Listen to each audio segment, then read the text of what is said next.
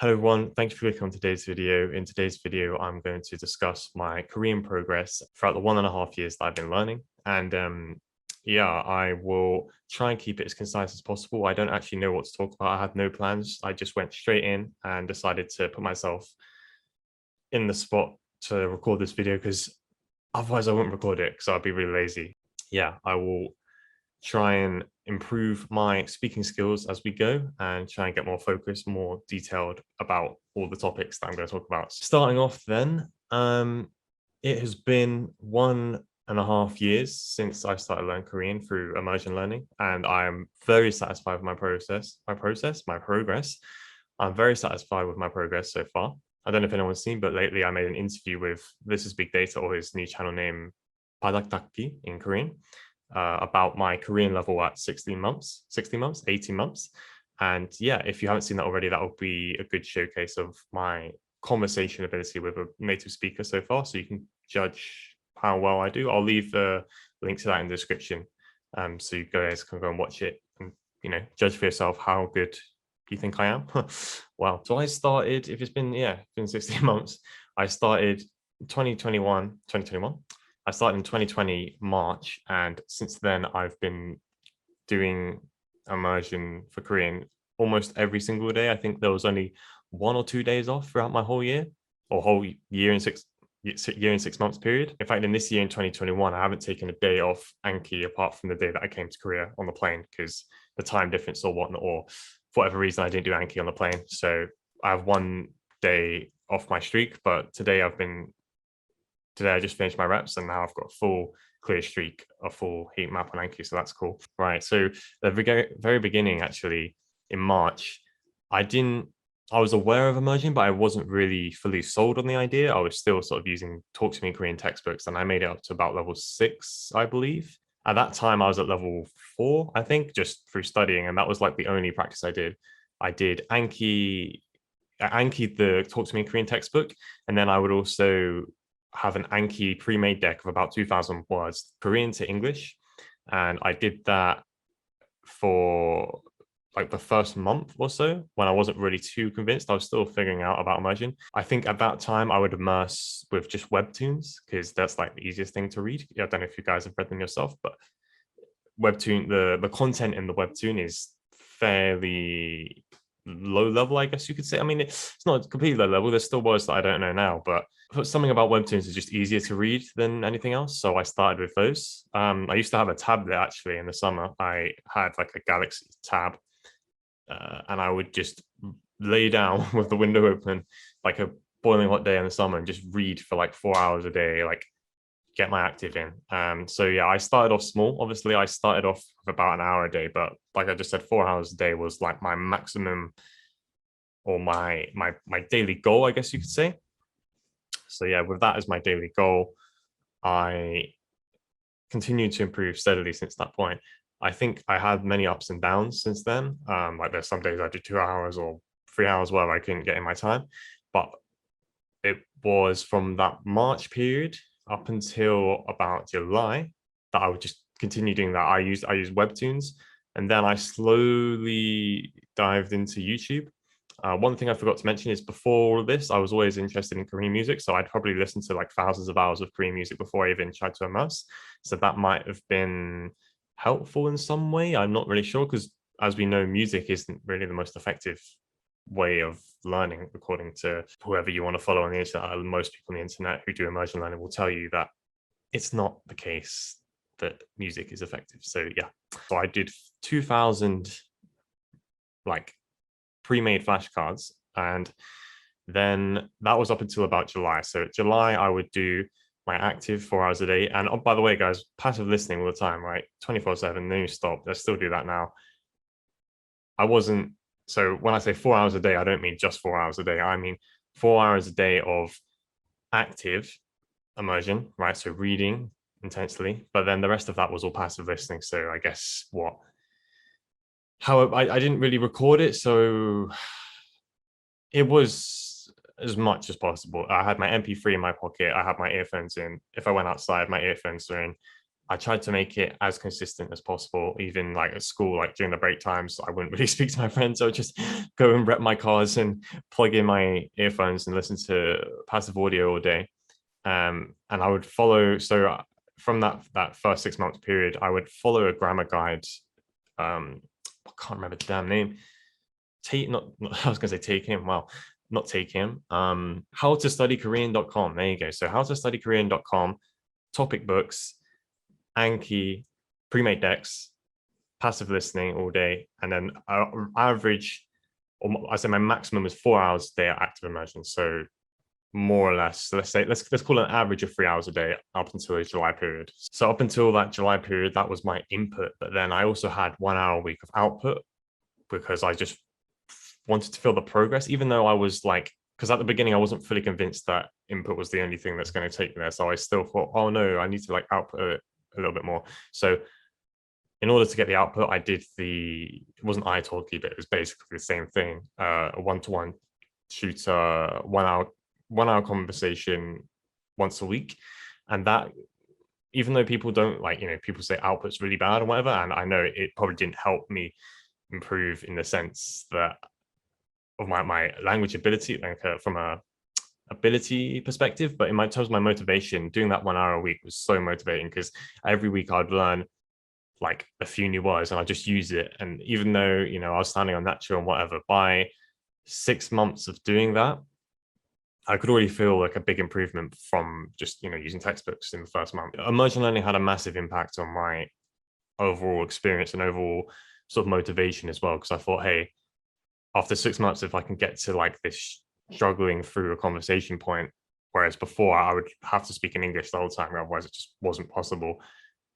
It's got to be working for something, right? So July came around, and if you are in the UK, the time frame for me is all a bit like, it's all blurred, it's all one big mess. So I'm trying to figure it out as I go. So going back to that point in time, so from July onwards, what I did next was actually not the most optimal. Because of school, I got quite a lot of stress and I really didn't feel like doing as much Korean as I used to. I still, pushed through, but then there was like a couple month period where I felt like the worst I've ever felt in my life. 4 month period, I believe. I felt, really bad. And this is again due to other stuff in my life and because of, well, school stress was quite a lot at the time. It all sort of piled up and made me feel very bad. So I was actually like quite not in the best situation. How do I phrase that without? Yeah, I had some sort of phase of depression, I guess you could say, for a few months during that time. I actually was on medication as well, which I've been off for like 6 months. So yeah, that's cool. Trying to, oh, God, I didn't really want to go into this, but I'm trying to keep it as light as possible. So that period, what happened with my language learning, I didn't stop completely because I just thought like it still brought me some level of happiness, right? It still was the one thing like, no, even though I'm going to be doing less for a few months, I'm going to make sure I do something about it because I just didn't want to give up. And it was fun, right? It wasn't like completely hard work. It was just watching and reading stuff that I didn't fully understand. So throughout that few month period where I wasn't in the best state, my active probably dropped to like maybe 2 hours, I guess. Like that was at a push as well because even my passive went down as well. So for a 4 month period during when I wasn't feeling so great, my active numbers and my passive numbers both dropped significantly. So around the July period, I was already fairly into the sentence mining phase. I'd started that sort of midway through the first 6 month period. So, God, my maths is terrible. I really can't work out when the time was. So just bear with me. Somewhere during the first 6 months, I started sentence mining monolingually, not monolingually, bilingually, of course.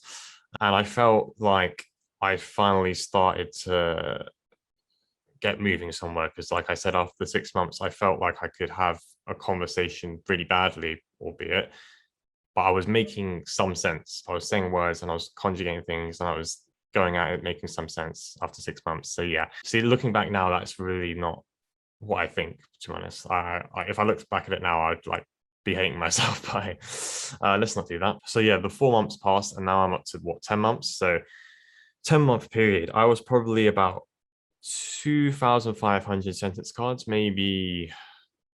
Yeah, I would say about 2,500, about 3,000 sentence cards in. And at this point, my comprehension, 60% of a webtoon was probably about where my comprehension was at that point. And then also, because my sort of mental health got on the mend after those few months, I was back on track and ready to bring my daily hours up again. So I was ready to go full time with this. And I soon went back up to about 4 hours a day, roughly, I guess I'd say. And then my passive was back to all the time, minus sleeping. I didn't do sleep listening, just to clarify. Never did sleep listening throughout the whole period. I did try it actually for a few days and a few weeks, but I never actually got to sleep with it on. So yeah, don't do sleep listening, guys, if you like to sleep.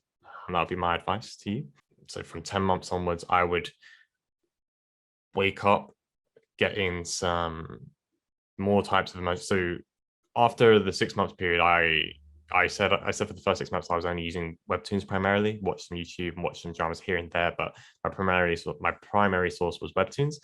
As of the 10-month period, I started to drop the webtoons and go towards books and this is also when I started to go monolingual as well with my cards. So I would go into like novels and just anything that took my interest, YouTube or some sort of advanced like law drama or anything with more content. Like what I'm trying to say is I wouldn't limit myself. Okay, so up until the first 6 months, was limiting myself.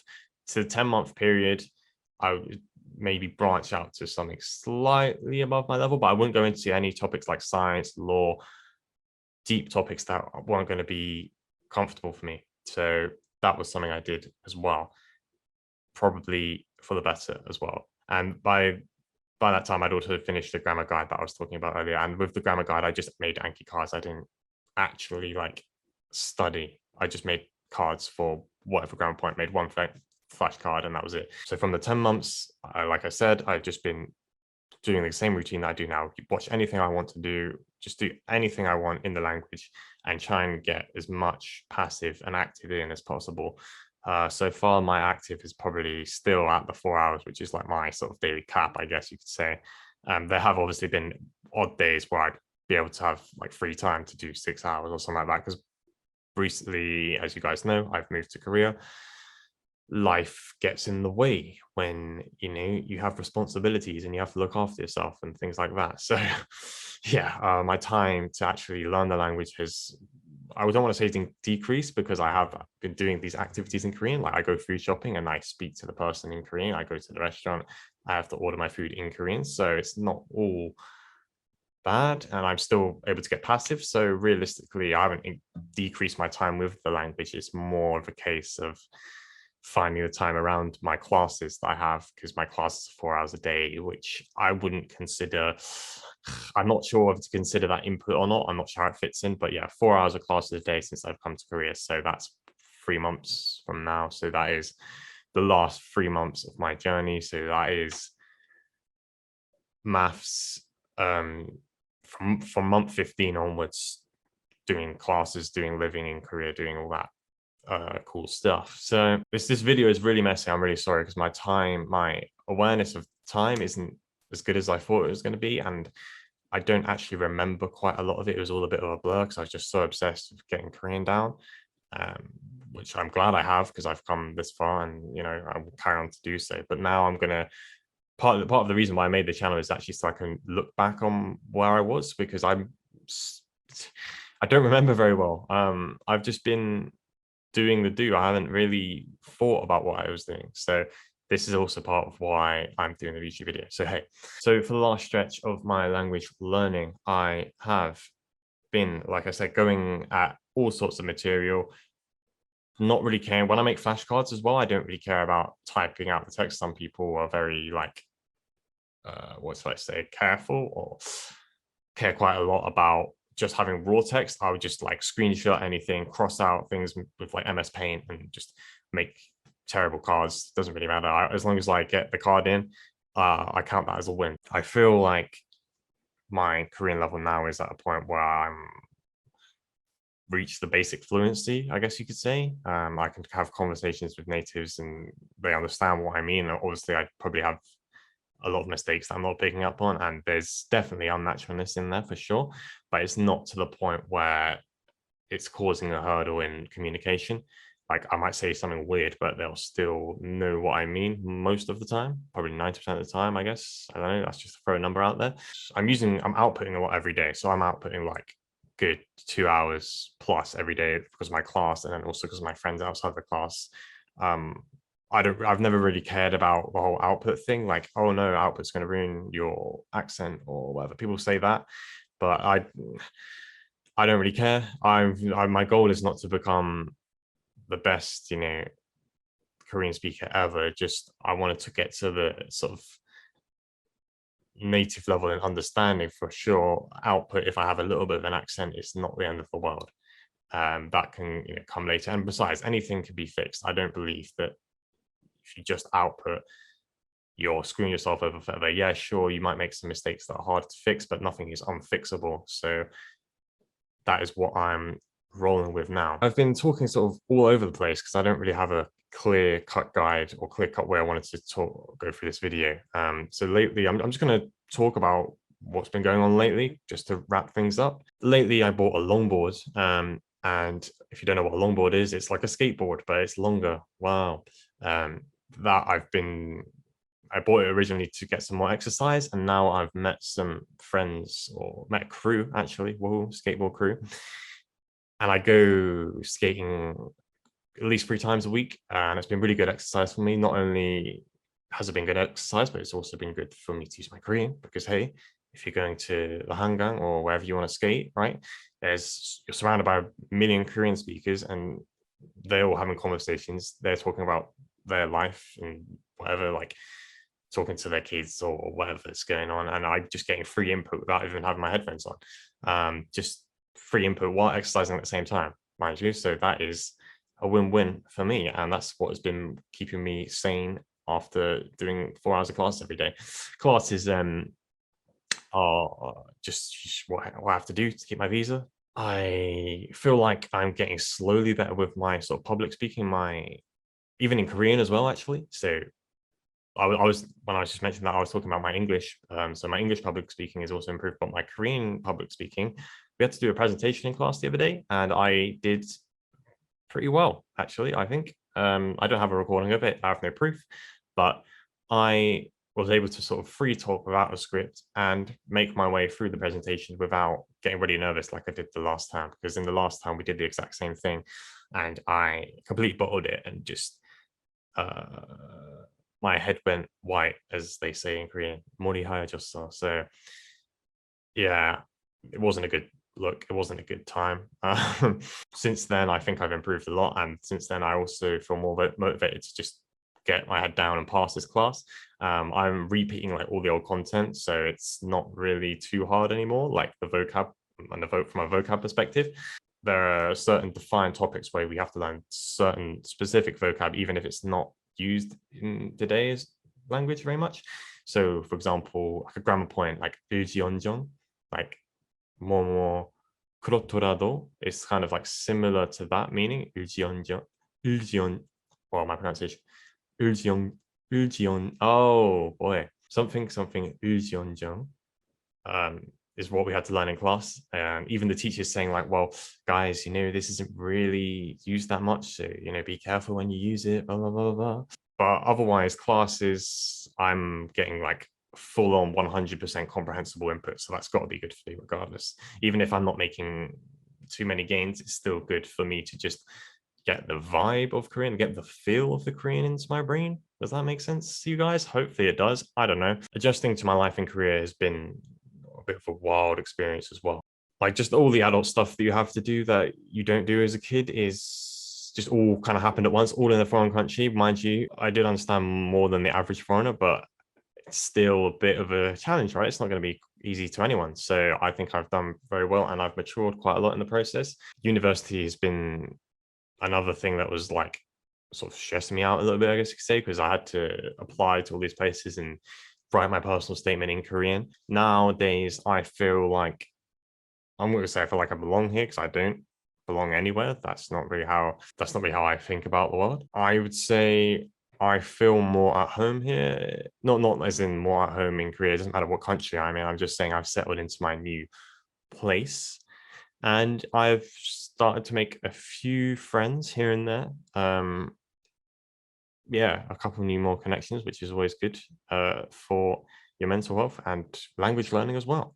I don't really know how to end the video. I've just done a little ramble about my life, but that's like probably not what you guys were wanting to hear. So to summarize then, right, so first 6 months, I did Anki, pre-made Anki, 3-4 hours a day of active immersion with webtoons only, pretty much. I mean, I watched a bit of YouTube, and then the rest of that was all passive. Up until the 10-month mark, so the 6 months to the 10-month mark, I had a little bit of a slip in terms of my mental well-being. So I also decided to take a little bit of time off my immersion, but I still got at least a consistent 2 hours of active a day for that period. And I was making cards, about 10 new cards a day or so for my Anki reps. Then from 10 months onwards, I've been doing the exact same routine that I've been doing now. So I add 20 new cards to my Anki deck every day, get about 4 hours of active immersion.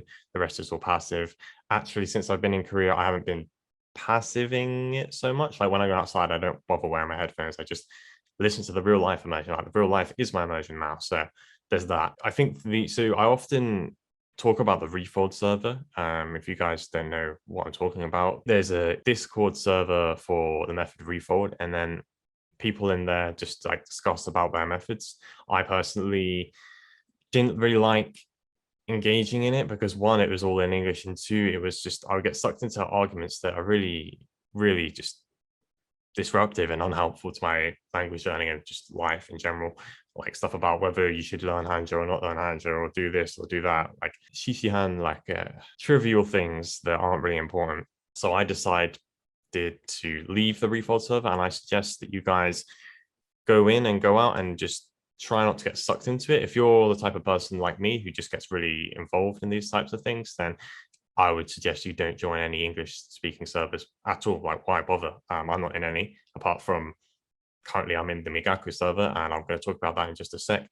But yeah, Refold server, I met some really good friends. In fact, I met one friend, I don't know if I should say his name, Adamulla, if you're watching.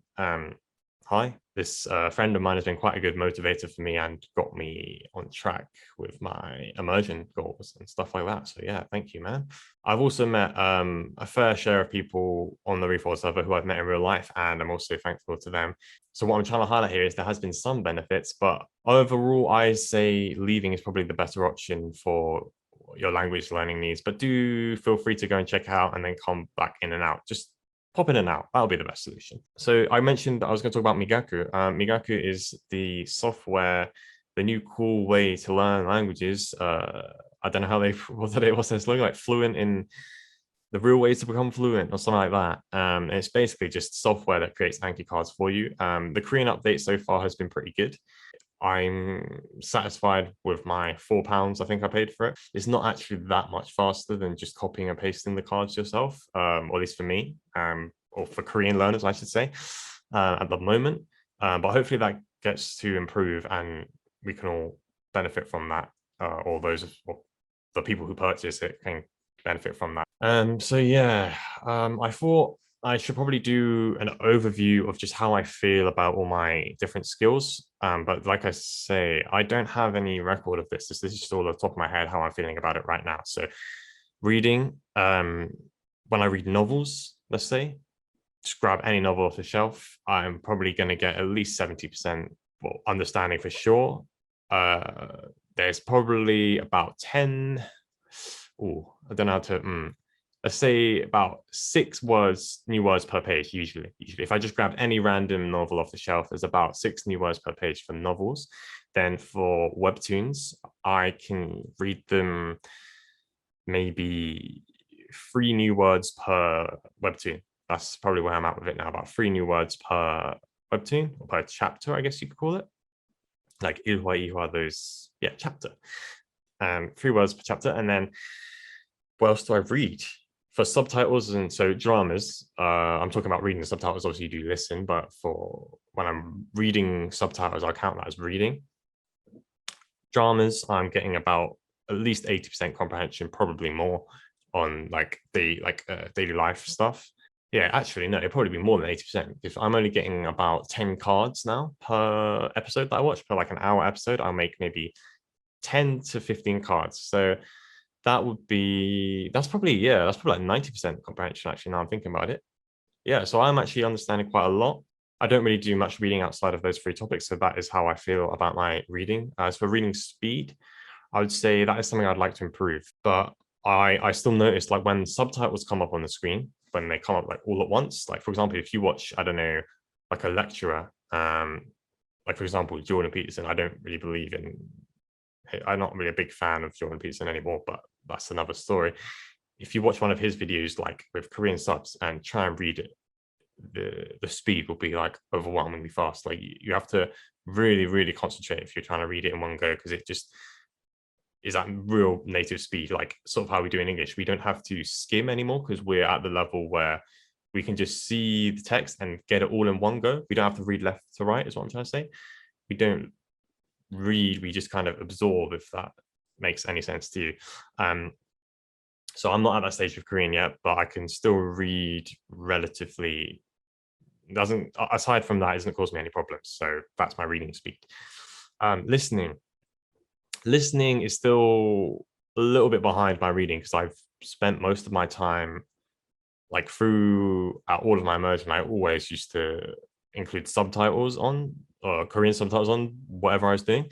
That has changed recently. Now, since I've got the Migaku extension thing, I just make my cards first, and then now I'm watching dramas without subtitles. So I've got all the I+1 I need, then I'm getting the listening exposure, but practicing the reading in my Anki. That's how I've been going about it since like a few days ago. So that is my new method, and that is going to hopefully improve my listening. But as for my listening so far, a little bit behind my reading. So let's just throw a number out there and say like 85%. It's still very solid. Like I don't have trouble in conversation. In fact, I would say conversation with real life native speakers is actually never down to me not understanding what they say. It's usually down to me just being slower with my speaking and trying to find words, and that's still something I struggle with in English. So I don't think there's any fix for that. But yeah, listening wise, slightly behind my reading, just slightly. Like when there's subtitles there, I might be able to understand the full sentence and just comprehend it completely. But in certain cases, there are some sentences where if the subtitles aren't there, I don't fully catch what they say.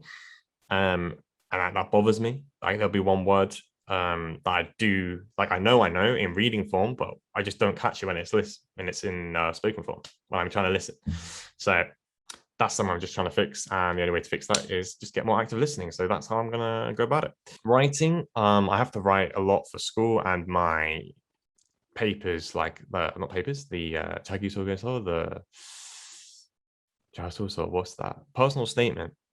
Yeah, so my personal statements have all had to be in Korean. Writing, no comment really. It's not very good. Moving on. Speaking, like I said at the beginning of the video, if you want to actually see me speak, I've got a video on someone else's channel, on Padakdaki's channel. Padakdaki, I can't pronounce that word very well. Hang on. Yeah, and yeah, I'll leave a link to that so you guys can go find my speaking ability. So yeah, that's everything I want to say in this recording. Thank you guys for watching thus far. If you have any more questions for me about more, if you want me to give more sort of a detailed explanation of my process, just leave me a comment and I'll try my best to answer it. Yeah, thank you very much for watching, and I will see you in the next video. Thank you guys. Bye.